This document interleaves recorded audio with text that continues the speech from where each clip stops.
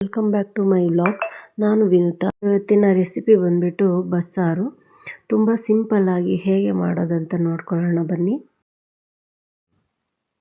ಕುಕ್ಕರ್ನ ಇಟ್ಕೊಳ್ಳೋಣ. ಮೊದಲಿಗೆ ಹೆಚ್ಚಿಟ್ಕೊಂಡಿರುವಂಥ ಬೀನ್ಸು ಹಾಕ್ಕೊಳ್ಬೇಕು.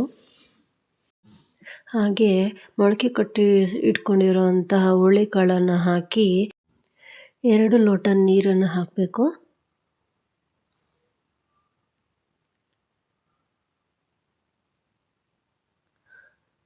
ನೋಡಿ, ಈಗ ಸ್ವಲ್ಪ ರುಚಿಗೆ ತಕ್ಕಷ್ಟು ಉಪ್ಪನ್ನು ಹಾಕ್ಕೊಂಡು ಕುಕ್ಕರ್ ಲಿಡ್ನ ಕ್ಲೋಸ್ ಮಾಡಿಕೊಂಡು ಬೇಯಲಿಕ್ಕೆ ಇಟ್ಕೊಳ್ಳೋಣ.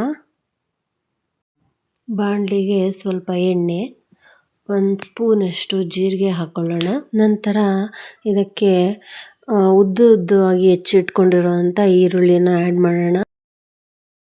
4-5 ಹಸಿಮೆಣಸಿನ್ಕಾಯಿ ಹಾಕಿ ಫ್ರೈ ಮಾಡ್ಕೊಳ್ಳೋಣ. ಇದು ಕಂದು ಬಣ್ಣ ಬರೋ ರೀತಿಯಲ್ಲಿ ನಾವು ಚೆನ್ನಾಗಿ ಇದನ್ನು ಫ್ರೈ ಮಾಡ್ಕೋಬೇಕಾಗತ್ತೆ. ನಂತರ ಇದಕ್ಕೆ ಬಿಡಿಸಿಟ್ಕೊಂಡಿರೋಂತಹ ಬೆಳ್ಳುಳ್ಳಿ ಹೆಸರುಗಳನ್ನು ಸೇರಿಸ್ಕೊಳ್ಳೋಣ. ನೋಡಿ ಫ್ರೆಂಡ್ಸ್, ಈಗ ಇದನ್ನು ಚೆನ್ನಾಗಿ ಫ್ರೈ ಮಾಡ್ಕೋಬೇಕಾಗತ್ತೆ. ನೋಡಿ ಈಗ ಕಲರ್ ಚೇಂಜ್ ಆಗಿದೆ ಅಂತ. ಈ ರೀತಿ ನಾವು ಫ್ರೈ ಮಾಡ್ಕೋಬೇಕಾಗತ್ತೆ.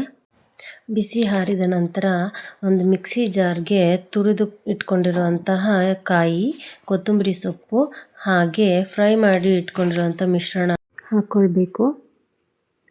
ಹಾಗೆ ಇದಕ್ಕೆ ಮಿಕ್ಸಿ ಮಾಡ್ಕೊಳ್ಳೋಕ್ಕೆ ಅರ್ಧ ಲೋಟದಷ್ಟು ನೀರನ್ನು ಸೇರಿಸ್ಕೊಳ್ಳೋಣ. ಸೇರಿಸ್ಕೊಂಡ ನಂತರ ಕುಕ್ಕರ್ನಲ್ಲಿ ಬೇಯಿಸಿಟ್ಕೊಂಡಿದ್ವಲ್ಲ ಹುರುಳಿಕಾಳು ಬೀನ್ಸನ್ನು ಹಾಕ್ಕೊಳ್ಬೇಕು.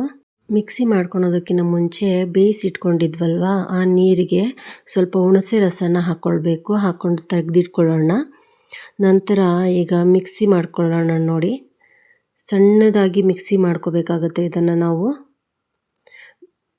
ನೋಡಿ ಈ ರೀತಿ ನಾವು ಸಣ್ಣದಾಗಿ ರುಬ್ಕೋಬೇಕು. ನೋಡಿ ಹೇಗೆ ಕಾಣಿಸ್ತಿದೆ ಫ್ರೆಂಡ್ಸ್. ಅದನ್ನು ಬೇಯಿಸಿ ನೀರು ಇಟ್ಕೊಂಡಿದ್ವಲ್ವ ಅದಕ್ಕೆ ಹಾಕ್ಕೊಳ್ಳೋಣ. ಸ್ವಲ್ಪ ನೀರು ಹಾಕ್ಕೊಂಡು ಅದನ್ನು ಚೆನ್ನಾಗಿ ಮಿಕ್ಸ್ ಮಾಡ್ಕೊಳ್ಳೋಣ. ಬಸ್ಸಾರು ರೆಡಿ ಆಗೋಯಿತು. ನಂತರ ಬೇಯಿಸಿಟ್ಕೊಂಡಿರೋಂಥ ಕಾಳಿಗೆ ಒಗ್ಗರಣೆ ಹಾಕ್ಕೊಳ್ಳೋಣ. ಅದೇ ಬಾಣಲಿಗೆ ಸ್ವಲ್ಪ ಎಣ್ಣೆ, ಜೀರಿಗೆ, 1/4 ಟೀ ಸ್ಪೂನಷ್ಟು ಸಾಸಿವೆ, ಒಂದು 10 ಎಸಳಿನಷ್ಟು ಕರಿಬೇವನ್ನು ಹಾಕ್ಕೊಳ್ಳೋಣ.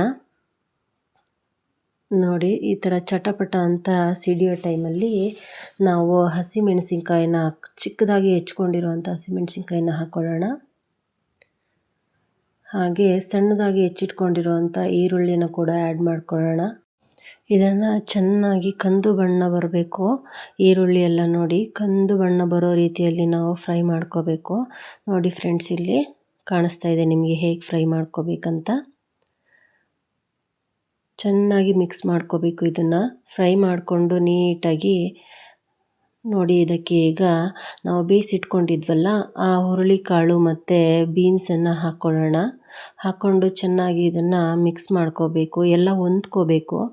ಆ ರೀತಿಯಲ್ಲಿ ನಾವು ಮಿಕ್ಸ್ ಮಾಡಿಕೊಂಡು ಕೊನೆಗೆ ತುರಿದಿಟ್ಕೊಂಡಿದ್ವಲ್ಲ ಆ ಕಾಯಿಯನ್ನು ಹಾಕ್ಕೊಳ್ಳೋಣ. ಕಾಯಿ ಎಲ್ಲದನ್ನು ಹಾಕ್ಕೊಂಡು ಈಗ ಚೆನ್ನಾಗಿ ನೋಡಿ ಈ ರೀತಿಯಾಗಿ ನಾವು ಕಲಿಸ್ಕೋಬೇಕಾಗತ್ತೆ. ಎಲ್ಲನೂ ಹೊಂದ್ಕೋಬೇಕಲ್ವ. ಕಾಯಿ ಹಾಕಿದ್ರೆ ತುಂಬ ಟೇಸ್ಟ್ ಬರುತ್ತೆ ಈ ಕಾಳು.